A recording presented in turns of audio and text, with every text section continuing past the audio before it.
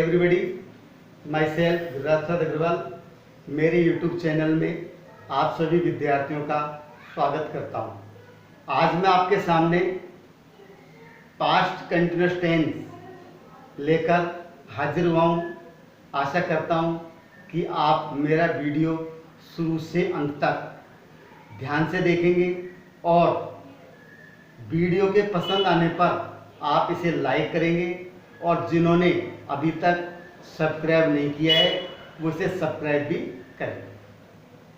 देखिए, आज का बिंदु पास्ट कंटिन्यूअस टेंस क्या होता है। अर्थ देखो, सबसे पहले सतत भूतकाल। पास्ट कंटिन्यूअस का अर्थ सतत भूतकाल। सबसे पहले हम देखेंगे कि वाक्य की पहचान क्या होती है और पहचान के साथ साथ उसमें हेल्पिंग वर्ब और मेन वर्ब की कौन सी फॉर्म काम में आती है। देखिए, पहचान लिखेंगे। पहचान रहा था, रही थी, रहे थे।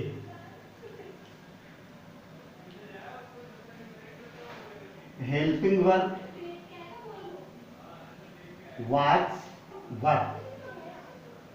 मेन वर्ब यहां पर आता है B1 प्लस ING। अब हेल्पिंग वर्ब में देखेंगे कौन सा शब्द वाज कब आता है, वर कब आता है। सिंगुलर सब्जेक्ट, सिंगुलर सब्जेक्ट के साथ हम वाज का यूज करते हैं और अगर हमारा सब्जेक्ट प्लूरल है तो उसके साथ हम वर्ब का यूज करते हैं। तो तीन बातें: पहचान, रहा था, रही थी, रहे थे। Helping verb, was verb, main verb B1 plus ING form यहां पर आती है। सिंगुलर सब्जेक्ट के साथ वाज और प्लूरल सब्जेक्ट के साथ वर्ब। ये तीन बातें विशेष ध्यान देने योग्य। शेष ट्रांसलेशन के रूल्स सेम होते हैं, केवल हेल्पिंग वर्ब और मेन वर्ब की फॉर्म बदल जाती है। भाई सब कुछ वही होता है। सबसे पहले इसका स्ट्रक्चर देखेंगे तो स्ट्रक्चर में वही सबसे पहले आता है हमारा सब्जेक्ट, फिर was verb B1 ING, object, place और टाइम। तो subject, was verb B1 plus ING, object, place, time.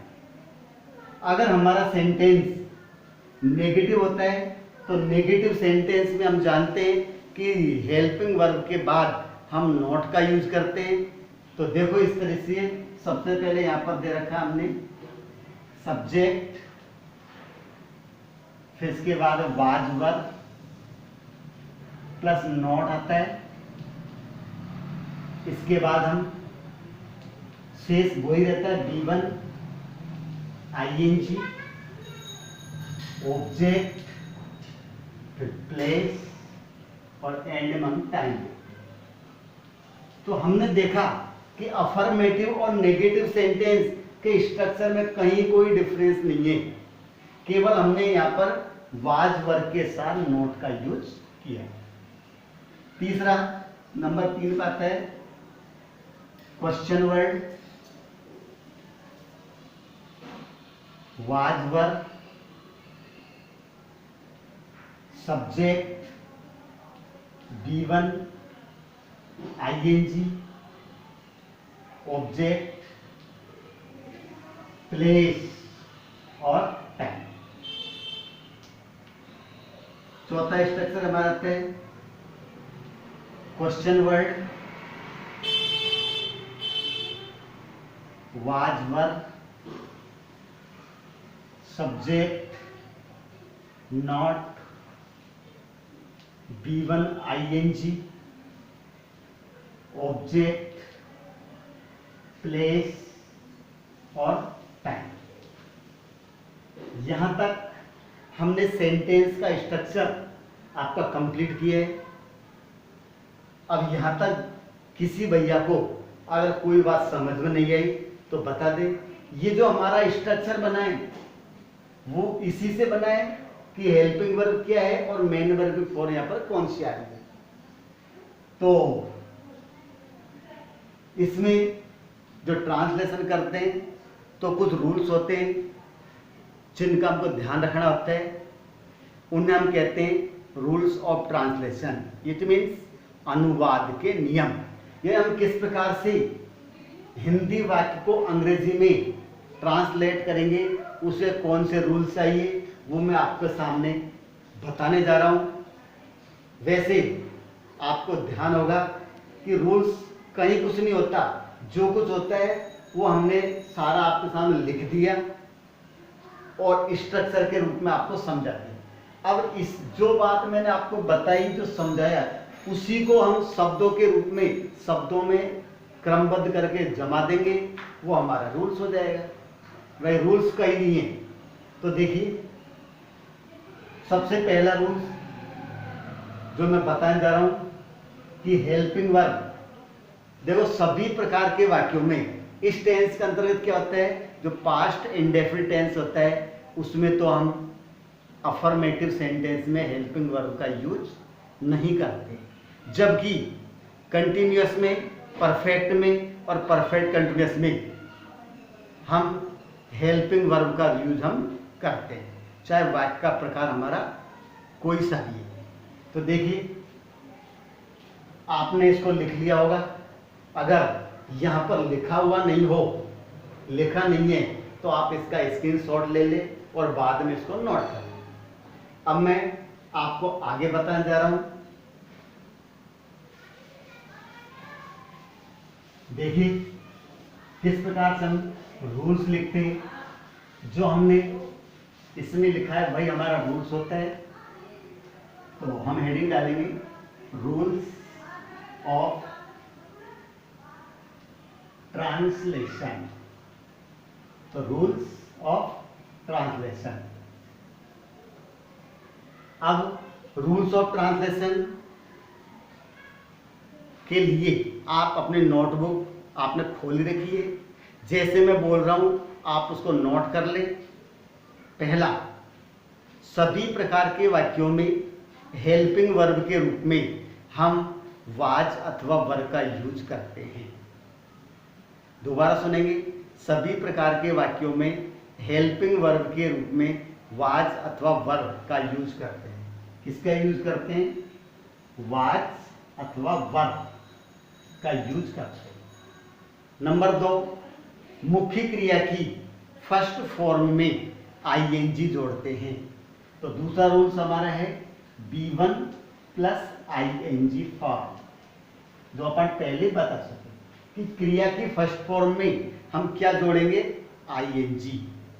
Number 3, negative sentence में सब्जेक्ट के बाद वाज नॉट अथवा वर नॉट का यूज करते हैं।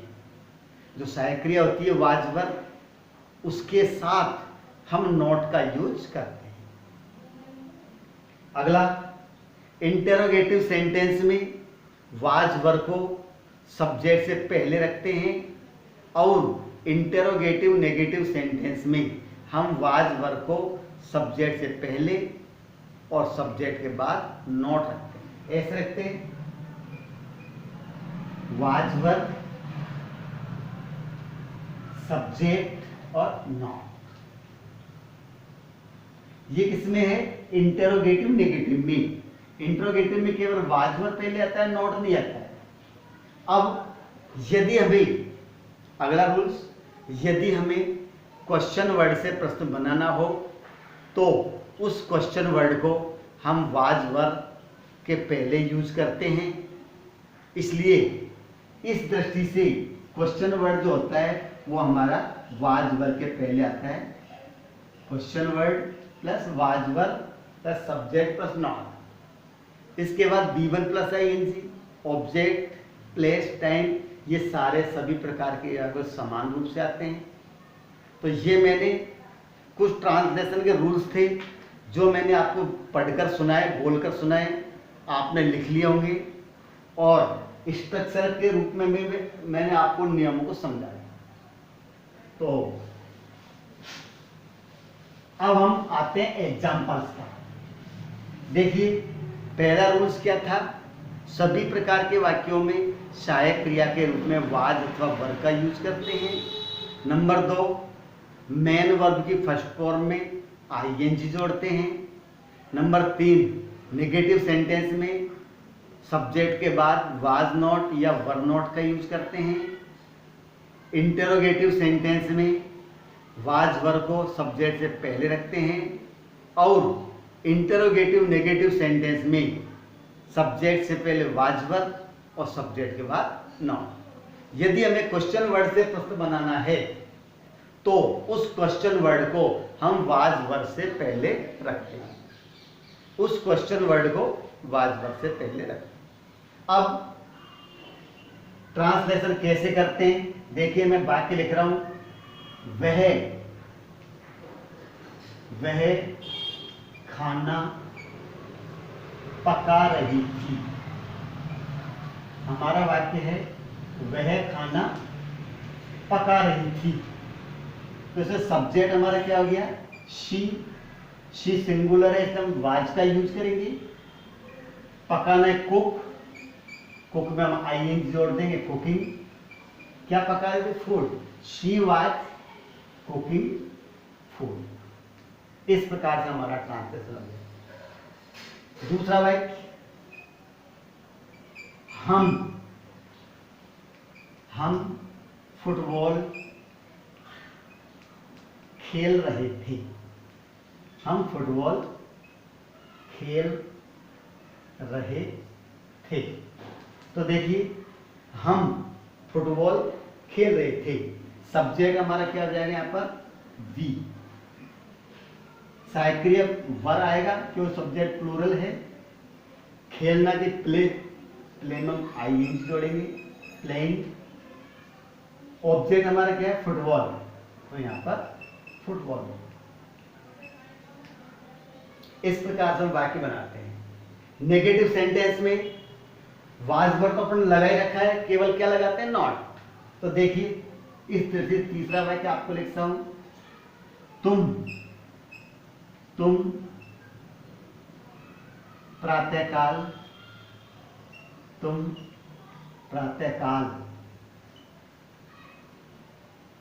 गाना नहीं गा रहे थे। गाना नहीं गा रहे थे। नेगेटिव सेंटेंस हो गया, तुम प्रातःकाल गाना नहीं गा रहे थे। तुम प्रातःकाल गाना नहीं गा रहे थे, ये हमारा कौन सा है, नेगेटिव। और नेगेटिव हम क्या लगाते हैं, नॉट। तो इस तरह से सब्जेक्ट हमारा हो गया यू के साथ वर का यूज करेंगे और नॉट लगा देंगे। तो यू वर नॉट गा रहे थे, गा की सिंग, और सिंग में आईएनजी जोड़ेंगे तो क्या हो जाएगा, सिंगिंग। तो you were not singing a song. समय दे रखा है इन द मॉर्निंग, यहाँ क्या दे रखा है, इन द मॉर्निंग। तो ये हमारा नेगेटिव है। देखिए प्रश्नवाचक वाक्य हमारा क्या होता है, जैसे चौथा वाक्य, क्या मोहन बगीचे में आम खा रहा था।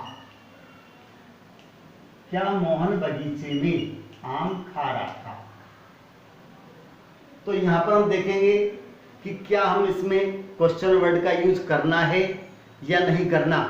आपको पिछले वीडियोज में मैंने आपको बताया था कि जब प्रश्नवाचक शब्द वाक्य के प्रारंभ में होता है तो हम क्वेश्चन वर्ड का यूज नहीं करते, और मध्य में आने पर हम क्वेश्चन वर्ड का यूज करते हैं।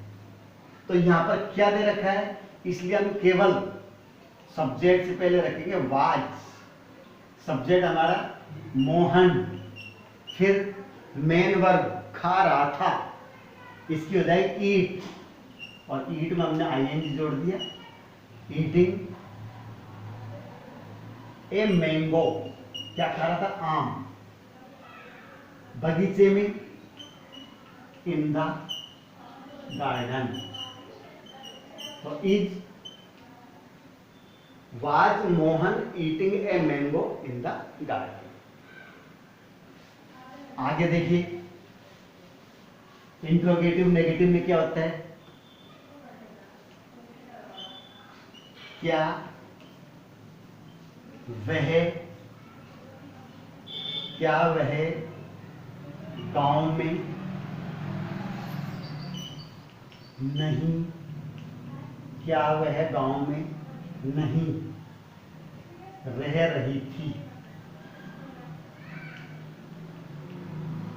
ये इंट्रोगेटिव नेगेटिव है, क्या और नहीं दोनों शब्द आ रहे हैं। क्या वह गांव में नहीं रह रही थी, तो इसका क्या जाएगा, वाज शी नॉट, रहना की लिव, लिविंग हो गया, was she not living in the village, ये इंट्रोगेटिव नेगेटिव हो गया। अब हमें क्वेश्चन वर्ड का यूज कब करते हैं, जब बीच में आता है क्वेश्चन वर्ड, तो किस प्रकार से बीच में आता है, एक वाक्य लिखा रहा हूं, बच्चे कक्षा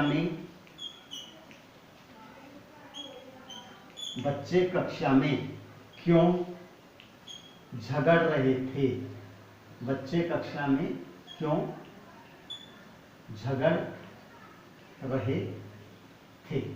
अब देखो यहां पर प्रश्नवाचक शब्द क्यों आ रहा है, वाक्य बीच में आ गया, इसलिए हम इसके लिए क्वेश्चन वर्ड यूज करेंगे, तो क्या आ जाएगा यहां पर, क्यों, इट मीन्स वाई, प्लूरल है तो वर्क, सब्जेक्ट हमारा द चिल्ड्रन हो गया, वाई वर द चिल्ड्रन, क्रिया झगड़ना, इसके लिए quarrel, QUARRELLING, in the class, बच्चा है इन द क्लास, तो why were the children quarrelling in the class, बच्चे कक्षा में क्यों झगड़ रहे थे। तो इस प्रकार से क्वेश्चन वर्ड आता है, बीच में लगाते हैं, तो ज्यादा टफ नहीं है, बहुत सिंपल है, किसी भी प्रकार के वाक्य को हम ट्रांसलेट कर सकते हैं, बस हमें 3 बातें जानकारी होनी चाहिए, वाक्य की पहचान, उसमें आने वाली हेल्पिंग वर्ब और क्रिया की फॉर्म, और नंबर 4 पर जो आता है, हमको उसका स्ट्रक्चर या शब्दों का क्रम क्या है, जिस अनुक्रम से हम वाक्यों को जमाएंगे, तो हम ट्रांसलेशन कर सकते हैं। और सबसे महत्वपूर्ण बात जो इसमें है, अगर हमें मीनिंग्स नहीं है तो सब कुछ समझ में आने के बाद भी हम वाक्य नहीं बना पाएंगे, इसलिए सबसे मैं रिक्वेस्ट करता हूं कि ट्रांसलेशन के लिए हम अधिक से अधिक मीनिंग्स याद करें, अपना वोकैबुलरी बढ़ाएं। बस आज के लिए मेरा बिंदु यहीं ख़त्म होता है, अगले वीडियो में फिर आपसे मुलाकात होगी, तब तक के लिए मैं आपसे विदा लेना चाहता हूँ। धन्यवाद।